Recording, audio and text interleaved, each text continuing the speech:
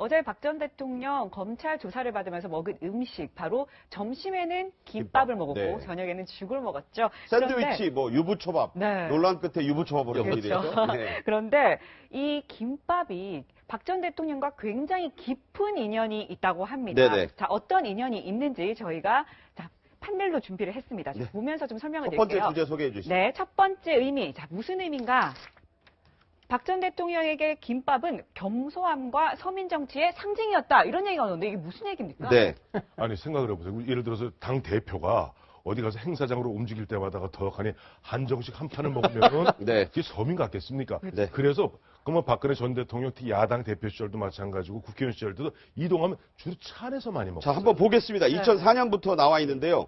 4.15 총선 유세버스 안에서의 김밥. 그렇죠. 버스나 도시락. 차 네. 안에서 저 김밥 등 먹고 또 보면 실제 보면 지원 유세를 나가게 되면 하루에 10몇 군데씩 지원하게 되면 그렇죠.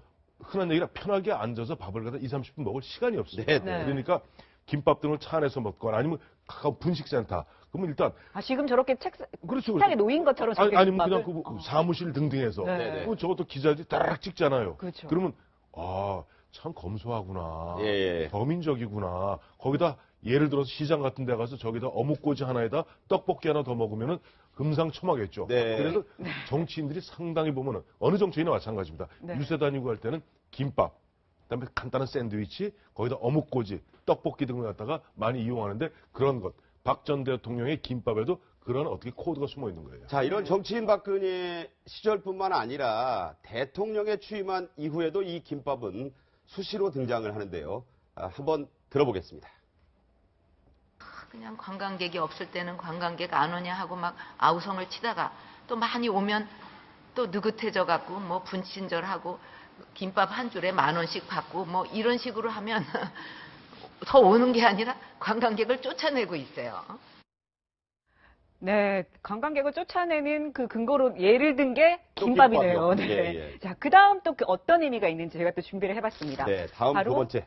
안타까움과 강인함을 부각시킨 의미가 있다. 이런 얘기가 나오는데요. 이건 또 무슨 뜻인가요? 아시다시피 그 네. 2006년 그 5.3일 그 지방선거 당시에 서울 신촌에서. 그렇죠. 신촌에서 커터칼 그 피습 사건이 있었지 않습니까? 그렇죠. 저 장면. 맞습니다. 예. 아마 많이 보셨을 텐데 잘못하면 진짜 목숨을 어떻게 보면 발생 잃을 뻔할 5분 정도가 만에 있었죠. 저게 인터넷에 올라와서. 그렇습니다. 기억이 그리고 나서 납니다. 그 바로 가서 이제 수술을 했지 않습니까? 그런데 수술을 했을 때에 마취를 해야 되는데 바로 직전에 그때 먹었던 것도 김밥이라고 합니다. 김밥 3개를 먹어놓으니까 사실 마취를 할 때 잘못 그 토하거나 하면은 기도가 폐색됩니다. 자, 저 사연입니다. 그렇습니다. 말씀드렸듯이 이게 그 김밥 그 완전히 그 국소 마취를 전신 마취를 해야 되는데 이게 조금 그 먹은 것 때문에 국소 마취를 할 수밖에 없었는데 국소 네. 마취를 하면은 이게 수술한 것 소리까지 다 들리거든요. 그러니까요. 결국 그와 같은 힘든 상황 속에서도 국소 마취를 하고 큰 수술을 했다라고 해서 그때 어떤 안타까움과 어떻게 보면 이 그 리더로서의 강인함을 보여줬던 나름대로의 어떤 케이스였지 않을까 싶습니다. 그때 유명한 얘기가 대전은요 아니겠습니까? 대전은요, 그것도 조금 보니까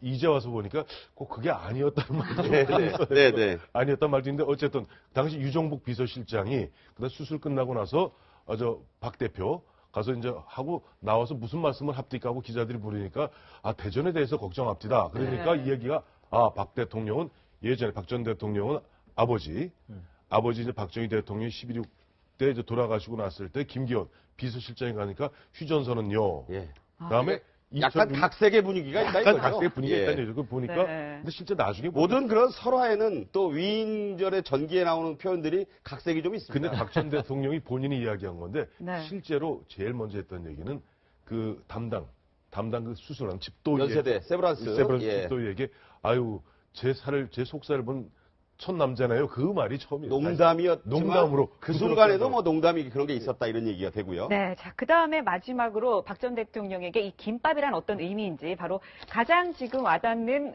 의미가 아닐까 싶은데 바로 국정농단의 단면, 부메랑이 됐다 이런 얘기인데요. 김밥이 부메랑으로 돌아온 사연이 뭔가 지금부터 네. 얘기를 하기 위해서 이 얘기를 들어보시겠습니다. 그게 이제 김밥을 이제 한 줄 정도랑 같이 이렇게 먹고 이제 한 두세 줄을 항상 싸달라고 했죠. 뭐 지금 생각을 해보면 그 김밥 싸갔던 게 정유라 주려고 가져갔구나 이렇게 생각하는지 항상 그러니까 기본은 준비해놔 단무지 우엉 소세지, 뭐야 그거 햄, 그 세 가지 준비하고 있는 거에다가 이제 네, 네. 국정농단 처음에 의혹이 나오기 시작했을 때 바로 저 한상훈 조리장이 최순실 씨가 매주 일요일마다 청와대에 들어가서 김밥을 싸왔다 이런 얘기를 해서 그냥 파문이 일지 않았습니까? 그렇죠. 시켜준다고 하는데도 당신이 싸준 거를 갖고 나가겠다. 네. 한상훈 조리장으로 인해서 화제가 됐던 김밥 이야기인데요.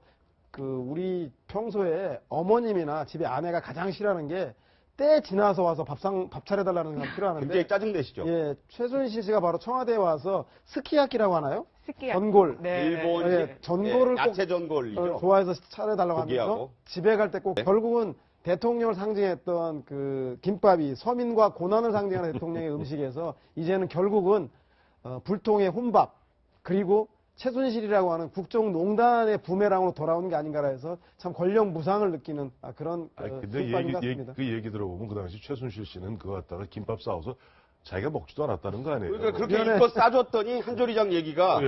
그거 먹지도 않은 경우가 많더라. 먹지도 않고 와서 보면 그거 자기 집에 있는 아줌마나 다른 사람 줬다. 그러니까 이게 청와대에서 싸운 거야. 이것 때문에. 그러니까 자기 위세 갖다가 이런 위세를 좀 부리고 또 보면은 어쨌든 청와대 관저에서 박근혜 대통령, 당시 대통령의 어떤 식사를 담당한 조리장한테도 야, 내가 실세요.